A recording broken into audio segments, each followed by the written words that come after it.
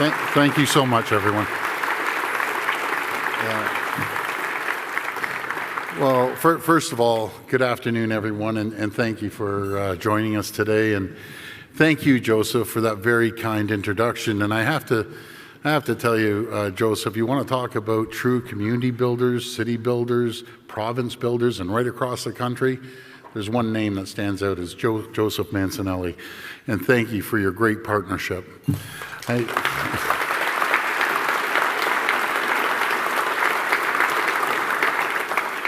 And I want to thank you, Sal, along with your entire team here at the Empire Club for having us by and hosting so many events over the number of years. I also want to thank my pal. I call him my pal. He was instrumental in growing the auto sector here to a tune of $25 billion that we'll talk about shortly, is Flavio Volpe. And thank you for moderating today. I understand we're going to have a chat later on. And it's great to see everyone, not only Joseph, but Anthony and Victoria, his daughter. I always joke around, the brains behind the operation, Joseph. No, you're wonderful to see your family here. Another true champion that's instrumental in moving our economy forward, building infrastructure, is Hydro One Chair Tim Hodgson. Tim came over the other day and had a great chat, and I know you planned on bringing your dad over. I think he was 88 years old. That didn't happen, but give him all our best, and I look forward to sitting down with him. Another good friend is Dr. Mohammed Lashemi. I call him the Commander-in-Chief over at TMU. You're doing a great job graduating some really bright young people. Along with Anna Marie Vaughn. Anna Marie, I saw you earlier. There you are. Humber College, largest college in the country. And I'll get into the reason why so many companies are coming here to Ontario, and you two are part of that critical path. Tim Hudak from Orea. Tim, great to see you. Oh, there you are. It was great to see you, and thank you for everything that you're doing as well. And so many familiar faces in the audience. Each one of these people, including the people in our audience, will play a critical role in our economic growth and prosperity right here in Ontario. And thank you all for joining us. Friends, 1 year ago this month, it was a privilege and an honor to be re-elected to serve the great people of Ontario. Our government was elected on a promise to get it done, and we're delivering on that promise. And I'm thrilled to be here with all of you, people instrumental in getting it done, to not only talk about progress we've made as a province in the past year, but in the past 5 years, but also about how we are working to build Ontario and to deliver the infrastructure our growing province needs. And I say all the time, infrastructure is absolutely critical, no matter if it's the highways we're building through the leadership of Minister Mulroney, infrastructure being built across this province by Minister Surma. We're investing over $184 billion over the next 10 years, building schools and hospitals, bridges and highways and roads right across our great province. We've been hard at work, building a stronger, more resilient economy that can weather any storm. We're creating the conditions and the climate for businesses to grow and succeed. We've made electricity more affordable. When you look at small and medium-sized and large-sized companies, we've reduced it by 15 to 17%. We've cut red tape by over $700 million. And everyone loved the fact that we're the first government ever to have a minister of red tape reduction. But where the red tape comes from is each and every one of you in the sectors that feed us the regulations that aren't necessary or duplicated from the federal government, cutting unnecessary red tape, making it easier to do business in Ontario. And we're keeping taxes and fees low. I am a strong believer in this. You have two choices in government. You jack up the taxes on businesses and people, and you just see an absolute slowdown. They put the brakes on. People will stop spending, as simple as going out for dinner, or doing a renovation, or buying a refrigerator, and so on and so forth. And businesses, we saw what happened in the last government. They'll stop spending and they'll leave the province. We took a different approach. We reduced taxes, and we saw more people being employed, more revenue going up to the Queen's Park coffers. In fact, we've reduced the cost of doing business here in Ontario by $8 billion a year. That's right, $8 billion with a B each and every year.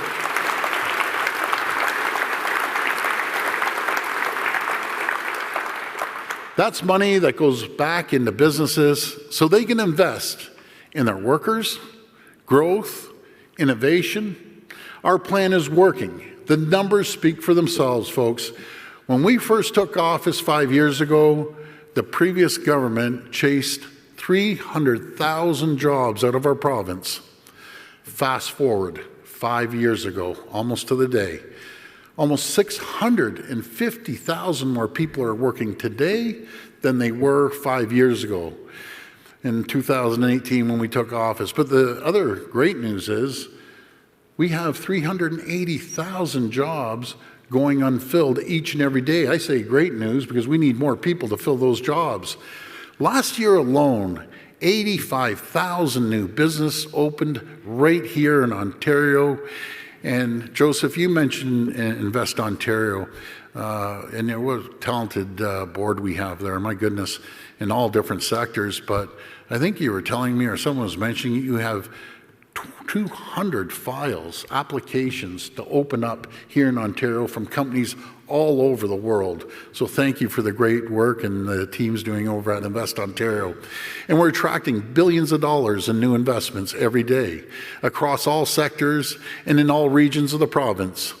In life sciences, we secured over $3 billion in new projects, including Moderna's investment to manufacture vaccines in Cambridge, AstraZeneca's expansion of its research facility, Roche's new operation hub, both in Mississauga, and Sanofi, $925 million state-of-the-art vaccine facility right here in Ontario and Toronto.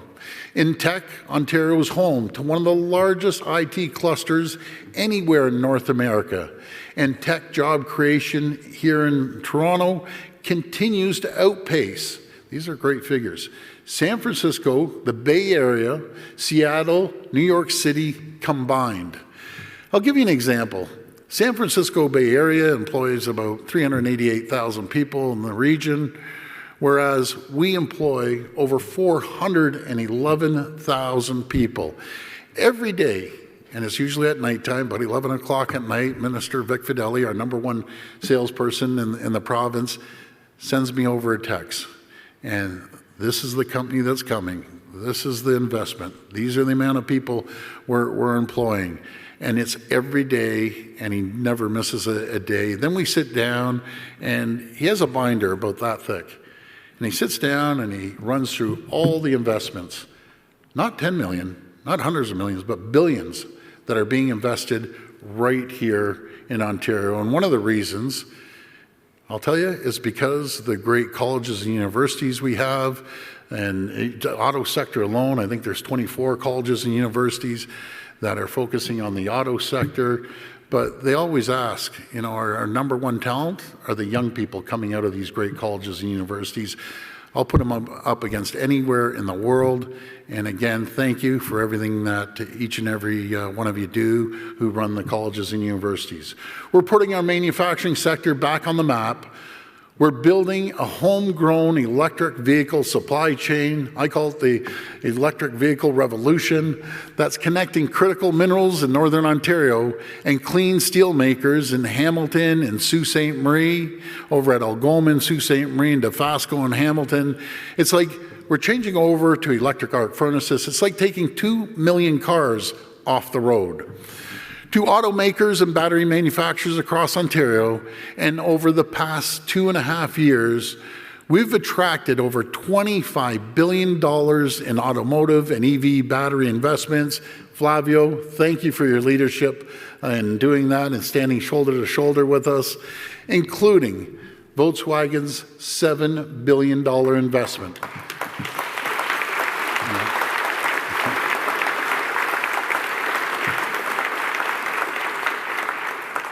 In their first overseas EV battery facility right here in Ontario in beautiful St. Thomas. Sal, I know you mentioned it, but this is really incredible. And I'll tell you, the people of Volkswagen, they're tough. They're tough, but they're very fair. Anyone in real estate can comprehend these numbers.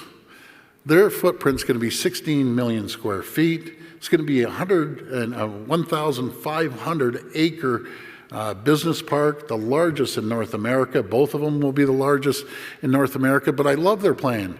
Not only are they going to put their facility there, but they're going to put all their suppliers behind them. So JIT, just in time, they'll have parts flowing through there, and they're going to create direct and indirect jobs of over 30,000 people. It's like we're building a new city in St. Thomas. Before, they lost 5,000 auto jobs, and you could shoot a cannon down the middle of the street in St. Thomas. Now, it's just going to be absolutely booming in all areas. These major investments, they're spurring further growth across our manufacturing sectors, across all sectors. In fact, we're the only jurisdiction in the entire world that has 6 of the largest automakers right here in Ontario, helping to create more jobs in every single region of Ontario. But friends, as our economy grows, as our population grows, and I'm not too sure if you saw Stats Canada a couple months ago, I love using these stats. You have Florida. I talked to a lot of folks in Florida and Texas, and both governors always say, hey, we're the fastest growing anywhere in North America. We have 1,000 people coming into our state every single day. And you look at the size of Texas, I think it's about 36 million, and Florida's about 22 million, give or take, and they're so proud of it. So do the math, 1,000 a day, that's 365,000 a year. Well, Stats Canada came out. We have 445,000 people that arrived in Ontario last year alone. So we're leading North America in economic growth and in population growth. We know that we need infrastructure to keep up. That's why we've embarked on the most ambitious capital plan in Canadian history. We're investing an unprecedented $184 billion in infrastructure projects over the next 10 years. We're investing $22 billion to build more schools and childcare spaces. We're investing nearly $50 billion to support more than 50 new hospital projects right across the province. Your community's either getting a new hospital or you're getting an addition to a hospital. We're investing $28 billion in roads and highways, be it the 413, the Bradford Bypass, $60 billion in transit, including $30 billion of which is dedicated to building the largest transit expansion in North America, with our 4 subway lines being built as we speak today. Our government has made incredible progress building transportation infrastructure. Shovels are in the ground to build the new Ontario line. We've started construction on a bridge crossing over the future Bradford Bypass. We're building Highway 413, as I mentioned, a new 400 series highway across Halton, Peel, and York region that will bring relief to the most congested corridor in all of North America. In Windsor, we've awarded the contract to design and build and finance the widening of Highway 3 and have launched procurement for an environmental assessment to connect Highway 401 to Lausanne Parkway. We've purchased 3 new train sets. I love when they put that down, 3 new train sets, but they're pretty big train sets, as part of our plan to bring back the Northlander, connecting Timmins and Cochrane with Toronto. And we recently approved the terms of reference for the First Nations-led environmental assessment from Webquay First Nations, Martin Falls First Nations, to build the Northern Link portion of the All Seasons Road to the Ring of Fire. Folks, I can't begin to tell you how important the Ring of Fire is. We have 34 of the most critical minerals, and probably even more, that the whole world wants. But rather than just go and give away our critical minerals, we can't do that. We'll sell our critical minerals on one condition. You manufacture here. You manufacture the batteries here. No matter if it's the cobalt or the nickel or the lithium, we need to produce everything here in Ontario. But at a time when it's never been more important to deliver infrastructure for our growing province, we need to do everything possible to deliver on our commitment to build Ontario. We need to get it done. And together with Indigenous communities and municipal leaders, with business and union partners, we have to ensure that Ontario is a place where our shared potential is limited only by the scale of our ambitions. Together, we have to ensure that Ontario is a place where we can build really, really big projects. That's exactly what we'll do, and that's exactly what we're doing. Thank you.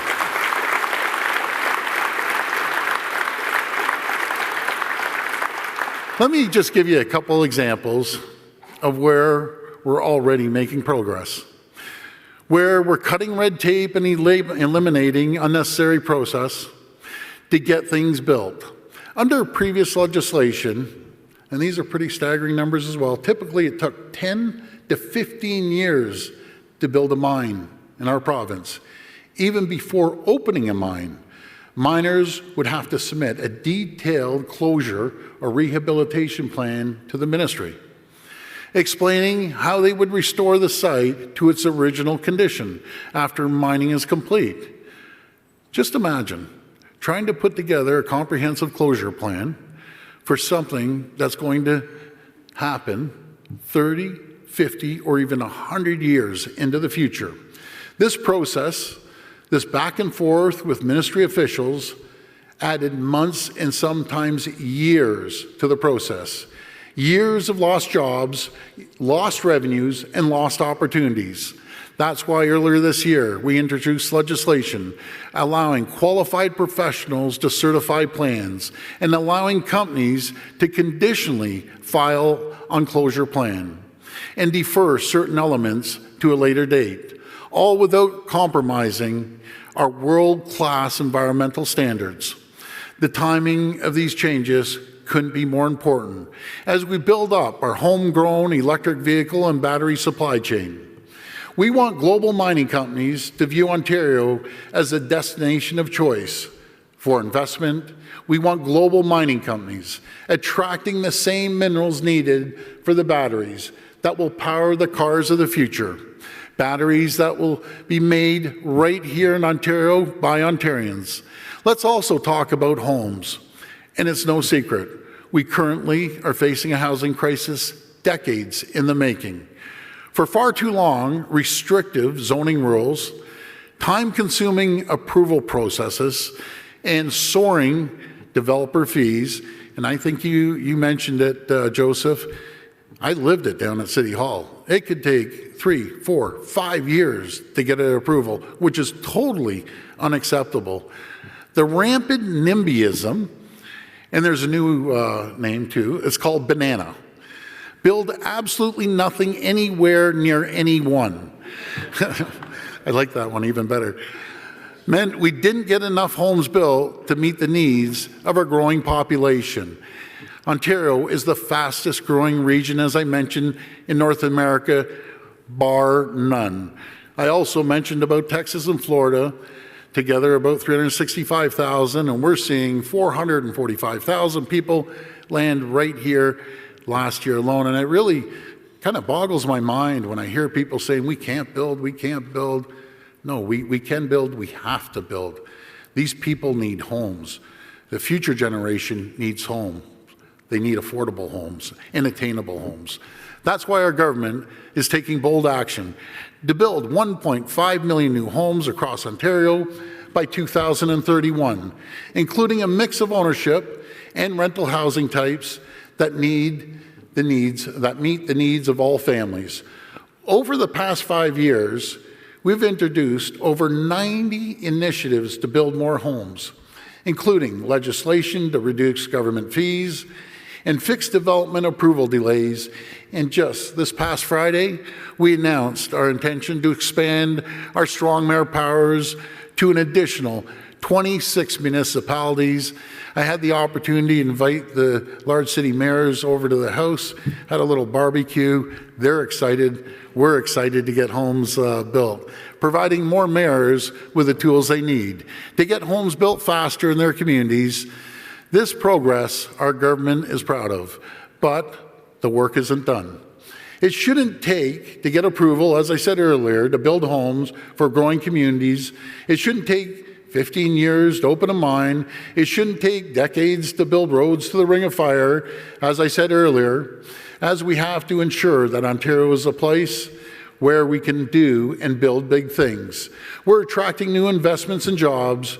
We're welcoming hundreds of thousands of newcomers to our province every single year. As we grow, as our province grows, and as our economy grows, we need to be able to build. This isn't just about delivering our commitments. The world is watching us. Global companies looking to invest and grow are watching us.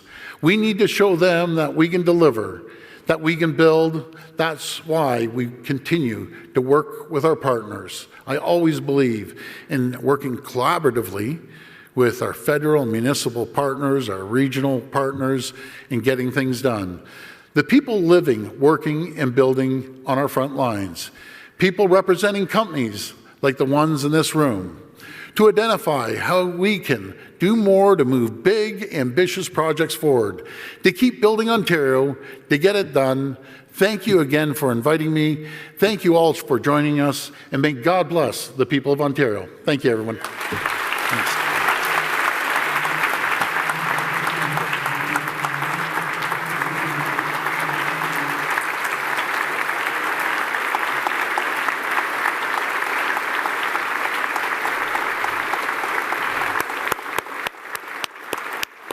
Thank you very much, Premier Ford. I'd now like to invite Flavio Volpe, the President of the APMA, to facilitate this afternoon's discussion.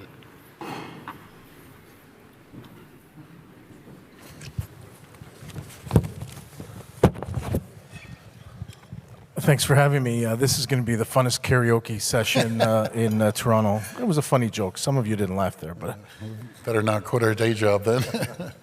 So, you talk about auto investments and you talk about some of the deals that we've landed. I want to give a little bit of context for the room here who isn't in the business every day. The run of the last 18 months of $25 billion in investments by 6 automakers is the greatest run in the history of this province, in the history of any of our competing American jurisdictions ever.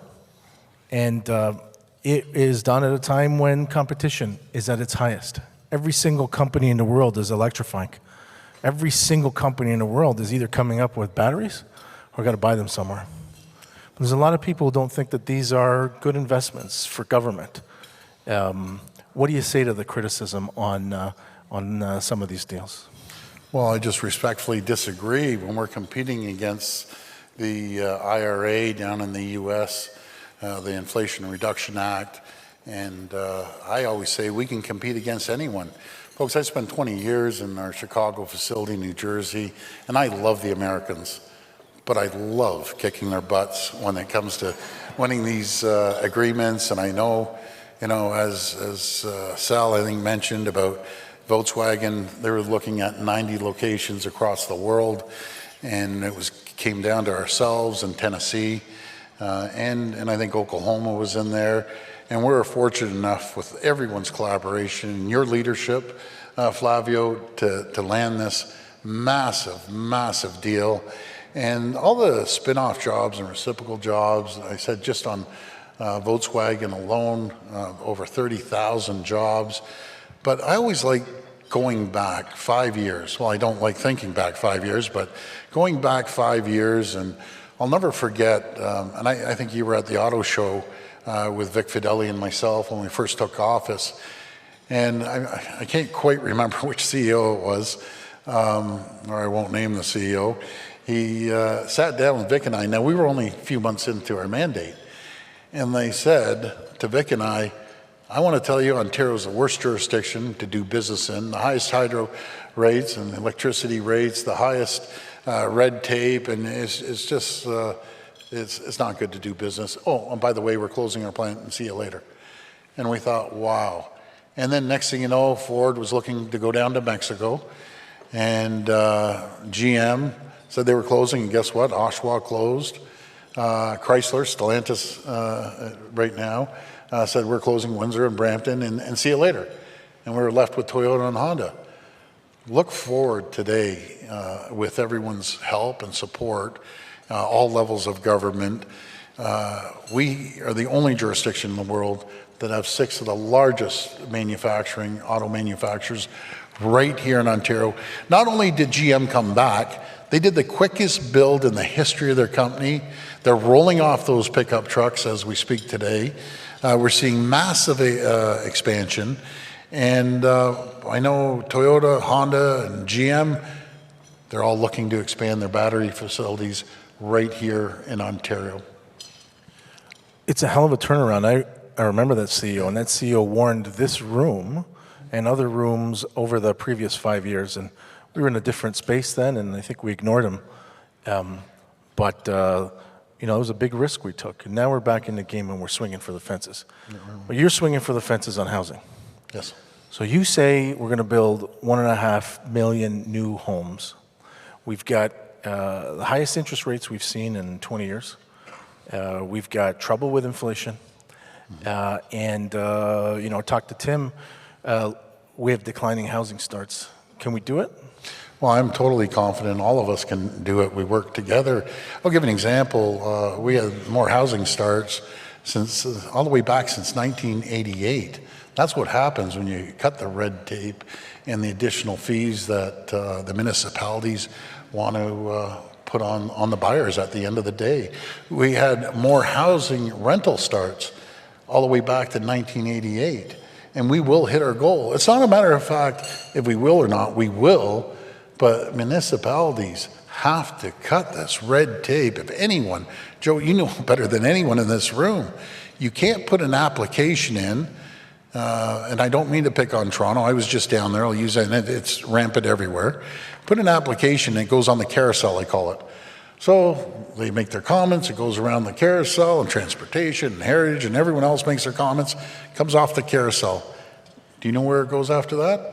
It goes back on the carousel. And it goes around and around and around. That's unacceptable. That's why, with cooperation with the municipalities, we'll issue as many municipal zoning orders as we possibly can. We know people are coming in the droves. We need homes built, not just affordable homes, but attainable homes. That we have a program that people can afford to buy a home, and over a certain period of time, they'll own their home.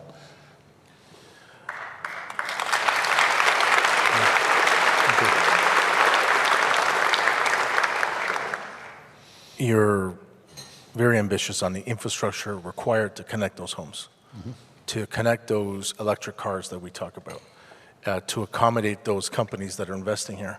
But you did touch in your speech a lot about duplication in approvals processes. And I remember during the pandemic when we first responded, when we didn't have the PPE and the ventilators we needed, we worked together with other jurisdictions and found a way to certify things without skipping steps quicker. Why don't you talk a little bit about how you plan to do that on infrastructure? Sure, and I'll start off with the pandemic. You know, Team Ontario pulled through in a massive way, and you see a lot of cracks in the ship in your own companies. You see a lot of cracks in the ship in government, and looking at our distribution centers. And we all pulled together. I'll never forget, right at the beginning of the pandemic, we couldn't get our N95 masks off President Trump, and I was pretty frustrated, to say the least. And so I called out for help, literally, at one of my press conferences. In 48 hours, 26,000 companies went on the portal. And we had auto manufacturers, I think it was Ford making the shields. We had beverage companies, liquor companies changing over to hand sanitizer. We had Roots, the clothing people, making gowns. We were making ventilators. we stood up a whole industry together in 2 months. And I love when I heard CBC say Ontario was second best in the world. And coming from CBC, that's pretty good. So, it's second best in the world next to Japan. I love our Japanese friends, but I thought we were number one. Everyone pulled together. And so on Infrastructure Ontario has an incredible reputation for on time, on budget. We're putting a lot of items, no matter if it's schools now or hospitals or roads and bridges, under infrastructure. And they're working collaboratively with the ministry, and we're getting things done. There's no better organization, in my opinion, than Infrastructure Ontario. They have great leadership on all levels over there. We need workers for all this. Yes. I spent a week in Germany with Porsche, and they took me from facility to facility, including a test track. Every single place they said, we can't find workers. And you imagine growing up in Germany and not wanting to work at Porsche. We've got leaders like Joe here working really hard and making sure that the next generation of Ontarians want to do the work that we're bringing in here. And we're working very closely with Monty. Yes. Why don't you talk a little bit about your strategy for that skilled labor that we need? Well, first of all, I have to give a big shout out to Monty. He's done an absolutely incredible job on his files as Minister of Labor.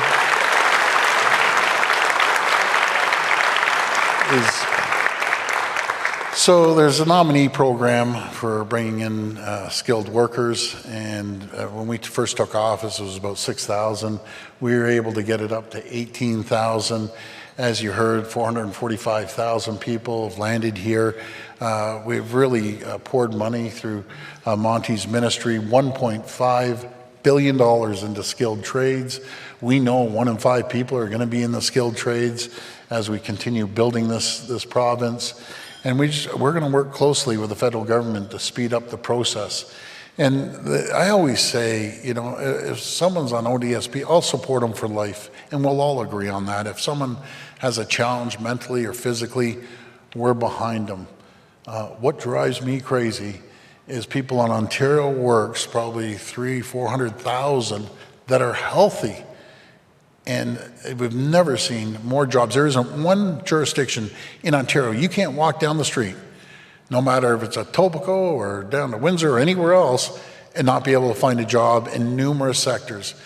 It really bothers me that we have healthy people sitting at home collecting your hard-earned dollars. We need to encourage them to contribute back to the province and find gainful employment. I'll support anyone that's having a tough time. I have no problem with that. But eventually, you have to go out there and start working and contributing back. We're doing a lot of winning. I don't want to use a sports analogy here, so I won't. So we're doing a lot of winning, but we're not just winning in automotive. We're winning in tech, we're winning in life sciences, we're winning in development, we're winning in renewables and in mining. It's a hell of a run. Yeah. Why are we winning? Isn't everybody competing with us? Doesn't everybody have money? Doesn't everybody say they have workers? Well, they do. It's about working in cooperation and collaboration of all 3 levels of government. I don't give 2 hoots about political stripes. Our families never give 2 hoots if you're from the green team, orange team, red team, or blue team. In saying that, am I proud to be the leader of the PC party? Yeah, I'm 100% I am. But we've turned the PC party around, and we welcome everyone. And when you work in collaboration with trade unions like LIUNA and other trade unions, and when you work with businesses and you work with 3 levels of government, there's nothing or no one that can stop us. When our number 1 selling features, as I was saying, are STEM graduates.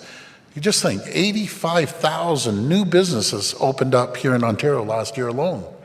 We're graduating 65,000 STEM graduates, science, technology, engineering and math. And when we're selling to these companies, we're saying we have the best students anywhere in the world. We have the brightest and smartest people anywhere in the world right here in Ontario. and come and invest. We'll cut the red tape. We'll make it easier to open up a facility.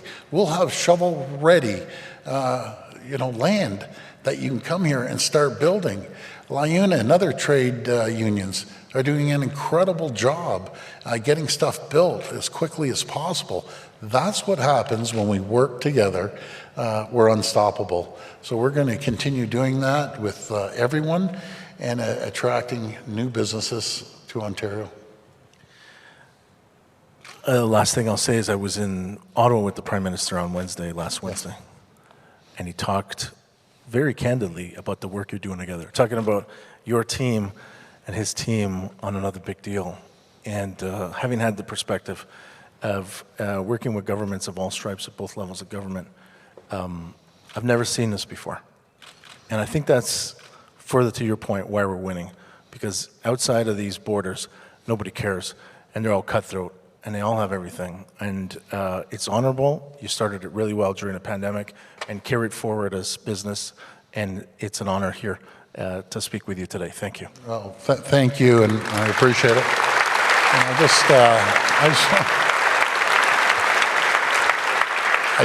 before we wrap this up, I just have to tell you the story.